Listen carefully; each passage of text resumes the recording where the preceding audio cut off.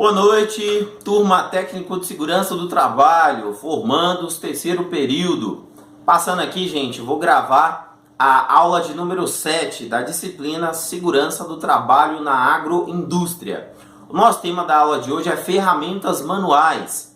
As ferramentas manuais, elas lá na NR31 a gente tem uma redação básica, bem simples e também autoexplicativa. Lá na NR31, a NR31 começa falando que a ferramenta ela tem que ser ideal, tem que ser adaptada às condições físicas do trabalhador. Fala que a ferramenta tem que ter boa aderência, que ela tem que estar afiada, cortada, né? O corte, né, tem que estar afiado, de maneira que não gere risco.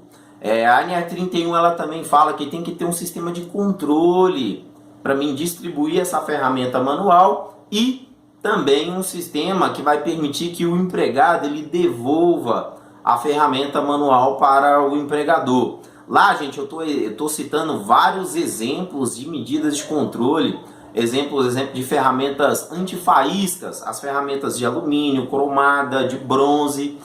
No caso, o atrito do metal com metal ali não gera faísca, não gera fagulha. Muito ideal é aplicado em áreas onde você tem ali materiais inflamáveis, poeiras, fibras inflamáveis, líquidos combustíveis. Muito bacana. Coloquei várias ilustrações para vocês também de proteção de gumes, a proteção dos cortes, as proteções tipo bainha, né, que a norma também cobra. Tem muita ilustração lá para vocês. Lá eu falo também do cabo. Por que as ferramentas manuais hoje nós utilizamos o cabo de madeira? Madeira tem que estar seca para não conduzir eletricidade. A madeira não pode ter nó, a madeira não pode ser pintada para não cobrir imperfeições.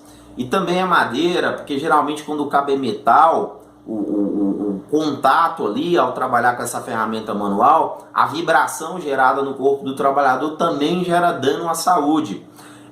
Também eu explano lá na nossa aula que a gente precisa aprender a criar ferramentas para ter o controle de distribuição das mesmas. Então, quando você estiver no campo, estiver exercendo sua profissão de técnico de segurança e técnica de segurança do trabalho, se você aprendeu a elaborar, exemplo, uma ficha de EPI, só na internet baixar um modelo. Se você aprendeu a elaborar uma ficha de EPI, você simplesmente vai pegar o mesmo modelo, uma plataforma similar, e você vai criar uma ficha de distribuição e controle dessas ferramentas manuais.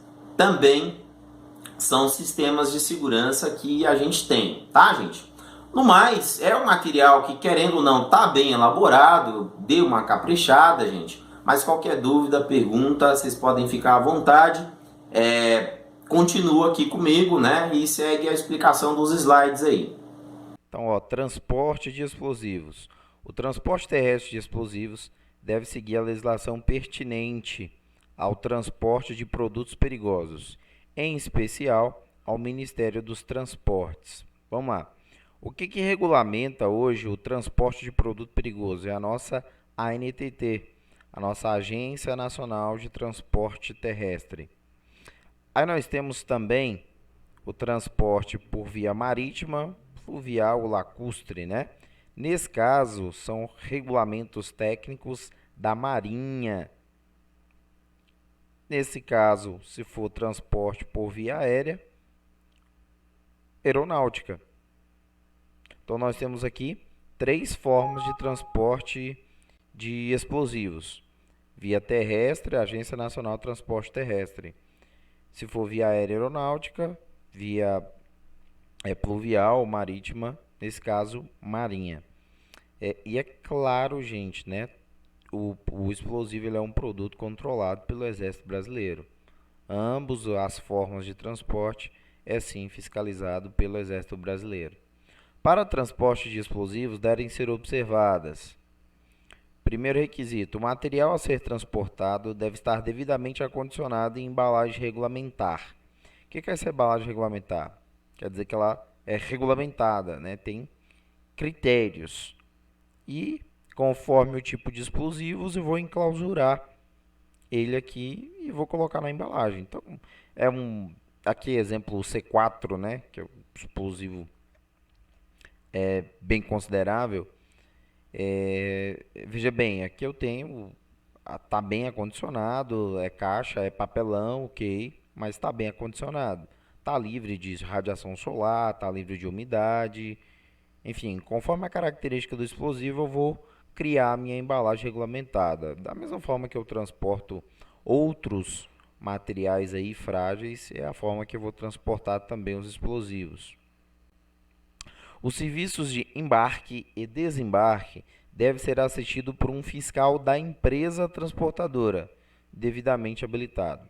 Então vamos lá, para mim embarcar, para mim carregar e para mim descarregar o material explosivo, tem que ter um fiscal da empresa. Só que não é, gente, a mineradora, tá? Claro que a mineradora vai ter lá, sim, os auditores, os profissionais da segurança, os profissionais líderes da operação, sim, que vai estar lá, tem a gerência, o departamento que toma conta lá do depósito, do paiol de explosivos.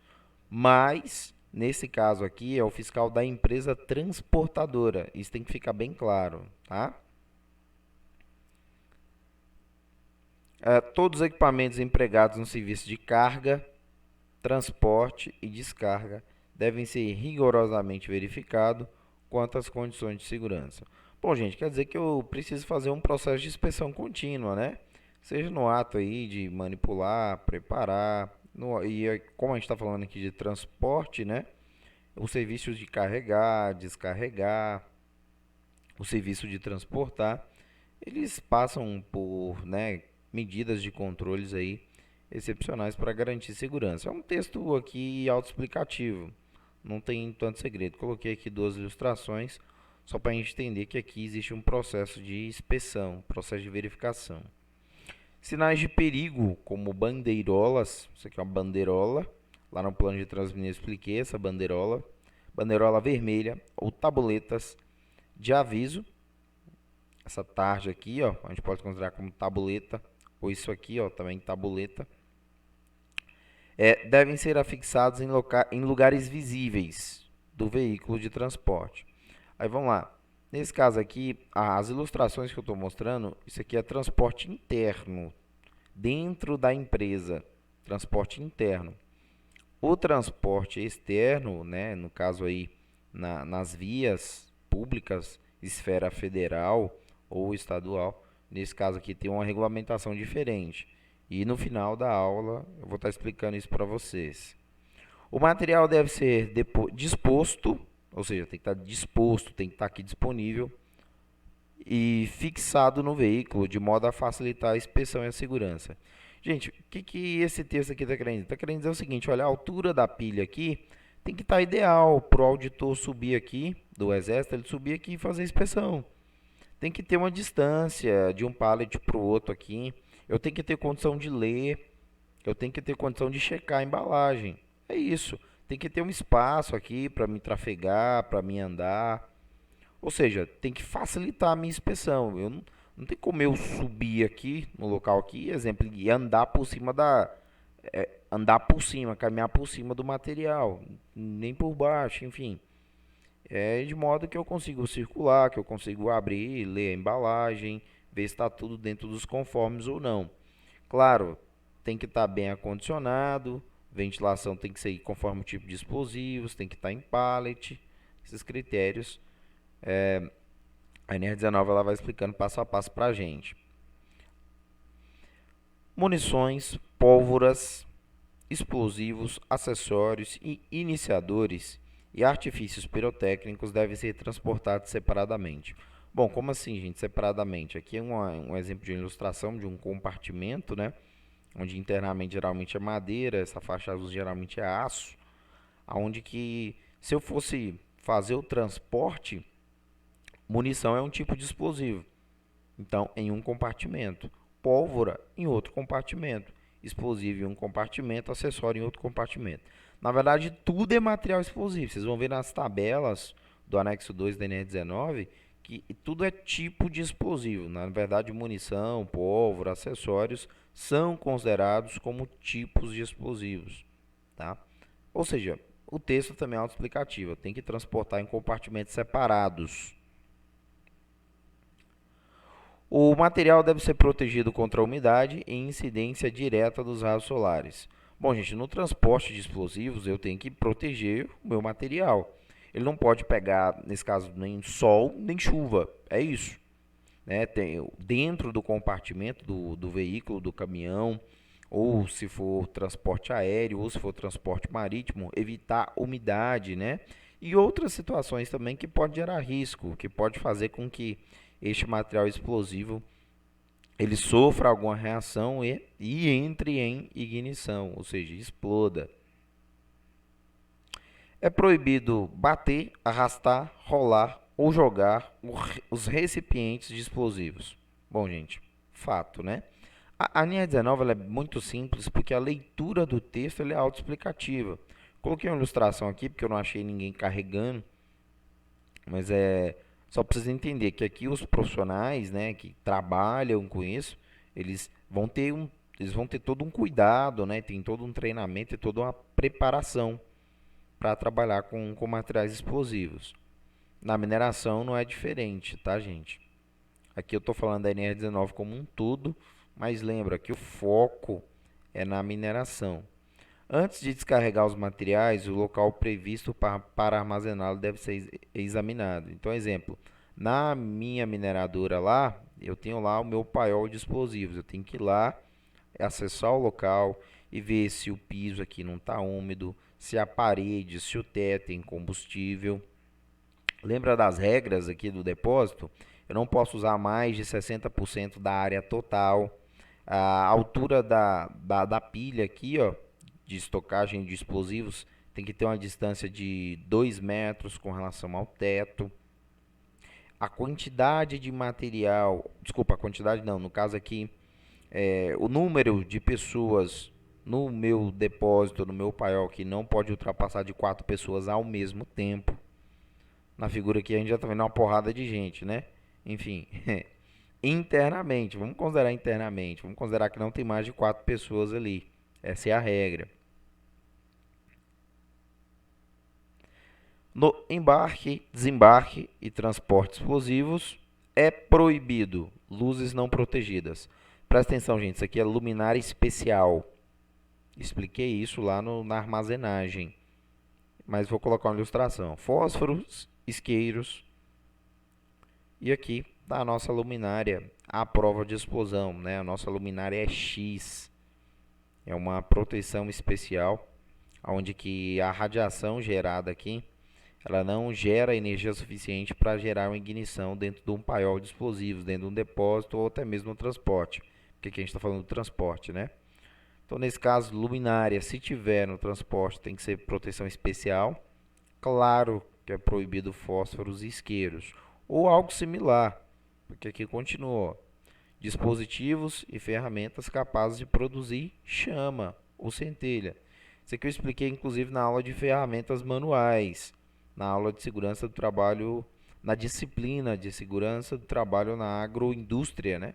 Tem ferramentas aí, são de alumínio, a gente tem cromadas, a gente tem de bronze, tem ferramentas de borracha, né? Emborrachadas, justamente, e onde o contato, o atrito do metal com metal não tem capacidade de gerar centelha, gerar faísca para explodir um local. Aí, ó, salvo casos especiais, os serviços de carga e descarga de explosivos devem ser feitos durante o dia e com tempo bom. Quer dizer o seguinte, gente, que se o tempo estiver fechado, nublado, incidência de raios, relâmpagos, né, ou sobre chuva forte, em hipótese nenhuma. E à noite também não, salvo em condições especiais, né? Ou seja, é realmente necessário, tem uma justificativa legal, aqui não cita exatamente quais as condições especiais, mas quem está ali, quem coloca a mão na massa sabe o que eu estou falando. Na mineração, quando você entra com explosivo, não tem jeito, você tem que guardar o explosivo, você tem que acondicionar o explosivo. Aí é necessário fazer uma análise de risco. Eu vou deixar no veículo ou vou deixar no local armazenado que foi projetado, que foi inspecionado anteriormente para isso. E aí tem a regra, ó, quando houver a necessidade e carregar ou descarregar o explosivo durante a noite, somente será usada iluminação com lanternas e holofotes elétricos. Eu custei achar essa imagem aqui, viu, gente? Mas, nossa, mas custei. Aqui são dois depósitos, dois paióis, tá vendo? E aqui, ó, a seta aqui, eu quero que vocês observem aqui a iluminação, né? Nesse caso, os holofotes têm que ser elétricos, não pode ser a combustão. É uma questão de lógica, né? E também é uma medida de controle necessária. E aqui, agora, eu vou apresentar bem vagarosamente a rotulagem preventiva com relação a transporte de produtos perigosos. Vou aproveitar aqui, gente, e vou falar de todas as classes de produtos perigosos para transporte. Presta atenção que essa rotulagem preventiva, ela é diferente da rotulagem preventiva que eu apresentei na aula de sinalização de segurança, onde eu falei da NR26, onde eu falei do sistema GHS, do Sistema Globalmente Harmonizado das Nações Unidas. Essa regulamentação, esses rótulos, esses pictogramas, eles vão ser utilizados para transporte. Então aqui eu tenho material explosivo e eu tenho 6 subclasses. Engraçado que a norma técnica da BNT 7500, ela só traz esses pictogramas aqui, o 1.2, 1.1, 1.2, 1.3, não colocou lá. Mas enfim, tá aqui, ó. Eu tenho o explosivo, aí eu tenho, exemplo, explosivo de risco de projeção de massa, projeção em massa, explosivo com risco de projeção de material, explosivo sensibilizado, explosivo insensibilizado, são as características dos explosivos. Então aqui eu tenho a classe produto perigoso, classe 1 é o explosivo. Aqui eu tenho as subclasses, são 6 subclasses, apesar de faltar aqui 2 pictogramas. Existe o produto perigoso, que é o gás. Então, produto perigoso classe 2 são gases. Gases inflamáveis, gases não inflamáveis, mas que são tóxicos. E nesse caso aqui, desculpa, gás não inflamável e não tóxico, simplesmente é um gás, é um cilindro pressurizado. É muito comum o transporte de cilindros mesmo, pressurizados. E aqui gás que é tóxico, né? Então, a gente pode encontrar essas 3 rotulagens no transporte. Para líquidos, nós temos essa rotulagem, líquido inflamável, aí não tem distinção, não tem diferença. Tem uma diferença lá na NR20, né? Líquido inflamável, líquido combustível. Para transporte, tudo é líquido inflamável.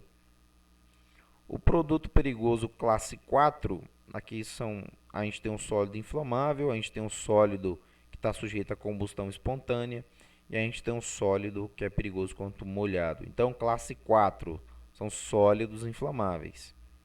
Classe 3, líquidos inflamáveis. Classe 2 são gases, que podem ser tóxicos, inflamáveis, ou gases que nem tóxicos e nem inflamáveis. E o classe 1 são produtos perigosos.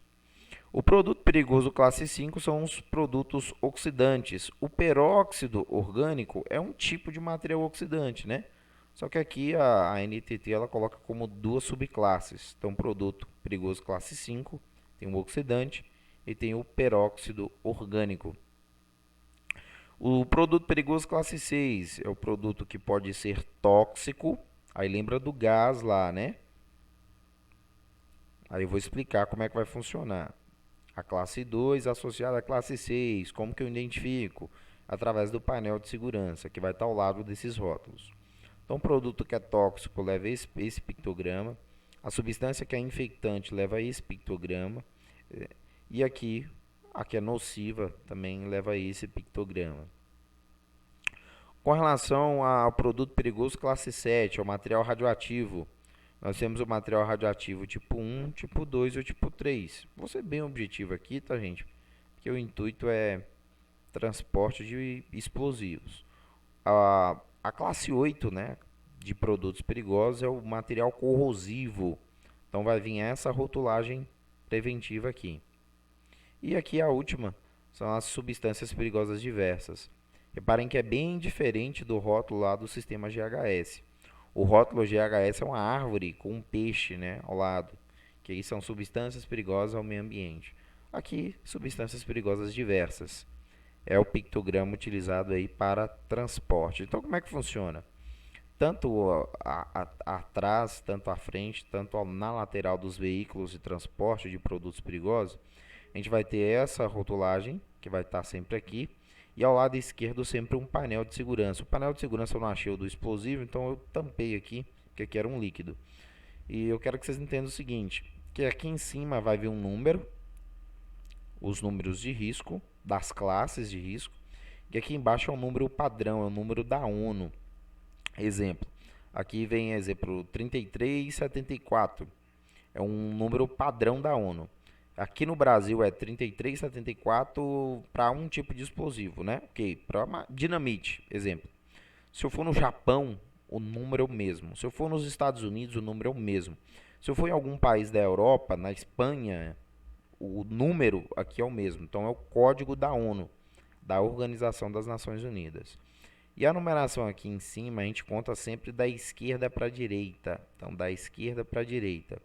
Então, veja bem, por que eu apresentei as 9 classes aqui? Porque aqui, gente, é o seguinte. Vamos começar aqui desde o produto classe 1, explosivo. Aí, no meu painel de segurança aqui, vou explicar. No meu painel de segurança aqui, esse número de risco ele pode ter 2, 3, até 4 algarismos. E aí, exemplo, tem 1, quer dizer que é explosivo. Tem aí, além do 1, você tem o exemplo, o 7, quer dizer que além de explosivo, esse explosivo ele é corrosivo. 8, na verdade, né, que é a classe de corrosivo. Acho que eu vou ver se eu abro um bloco de nota aqui no final da aula para me explicar isso bem. Se eu não tiver colocado uma imagem. Ah, não, aqui vai dar para me explicar, vai dar para me explicar bacana. Então, ó, pictograma ou símbolo de identificação de risco é que vai vir no rótulo. Aqui é o símbolo do explosivo, né? No caso é só aqui é o símbolo, tá vendo? Texto indicativo de natureza do risco, tá aqui, ó, explosivo. E aqui número de classe ou subclasse de risco. Então são 8 classes, né, com suas subclasses. Então tá aqui painel de segurança e aqui o rótulo de risco. Então vamos entender esse painel aqui. Exemplo, eu tenho a numeração aqui que é o 263. O 2 é gás. Por quê? Porque o produto perigoso, classe 2, para transporte são gases. Aí o gás ele pode ser tóxico, pode ser inflamável, ou pode ser gás que nem é tóxico e nem inflamável, né? Então aqui a gente está falando da classe 2. Então aqui ao lado vai vir esse rótulo aqui, ó. Um desses rótulos, um desses pictogramas. Ou esse, ou esse, ou esse.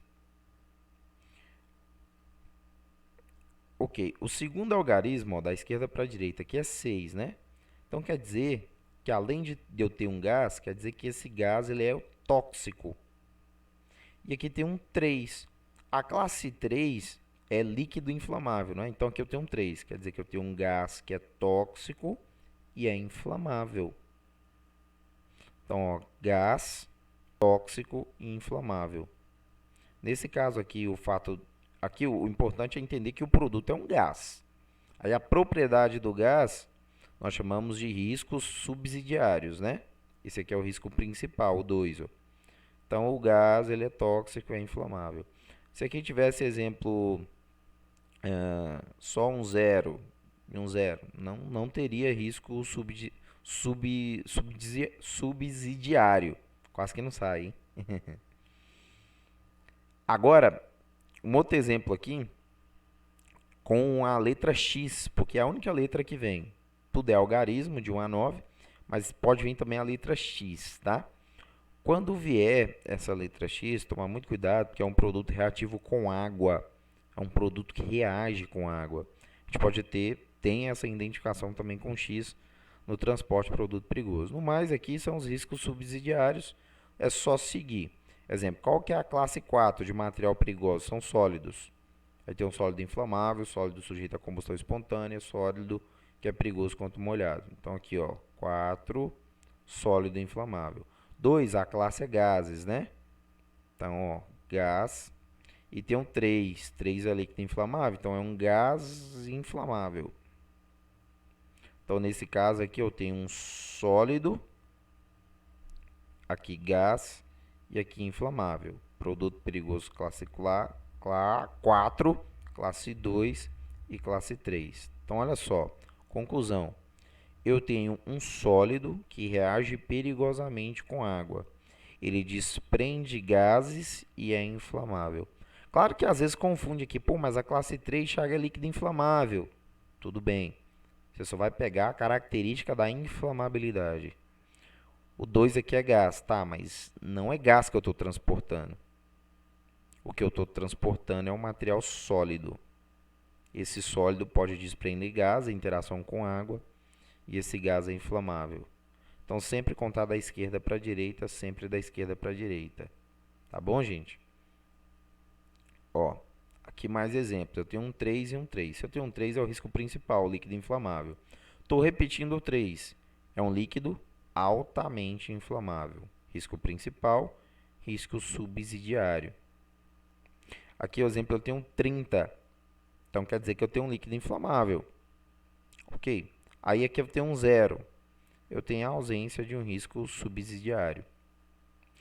Esse conceito aqui de líquido inflamável, líquido ou sólido, né, que possui ponto de Foucault